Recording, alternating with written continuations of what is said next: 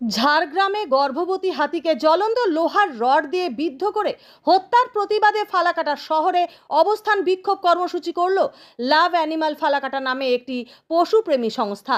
এদিন শহরের শীতলাবাড়ি মোড় থেকে মিছিল শুরু করে।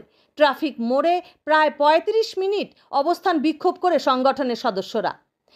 এবার ফালাকাটাতেও শুরু হলো গর্ভবতী হাতিকে হত্যার প্রতিবাদে অবস্থান বিক্ষোভ।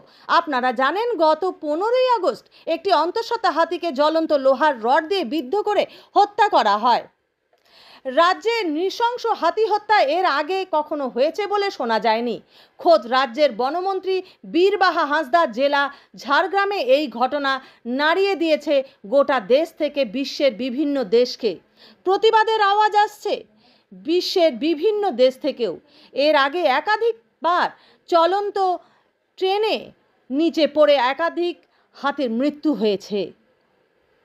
কখনো মানুষের পাতা বিদ্যুতের তারের ছোবলে বুনো হাতির মৃত্যু হয়েছে।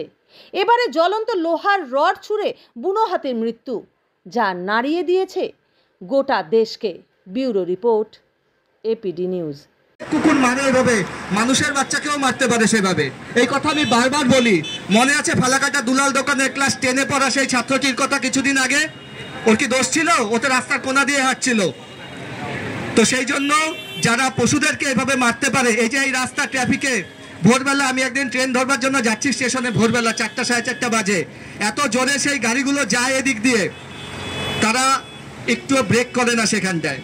তাই যারা পশুদেরকে মারতে পারে তারা মানুষকেও মারতে পারে, যারা মানুষকে মারতে পারে তারা পশুদেরকেও মারতে পারে। তাই পশুদের পাশে থাকুন, আমাদের পাশে থাকুন, এই কথা বলে আমাদের সবার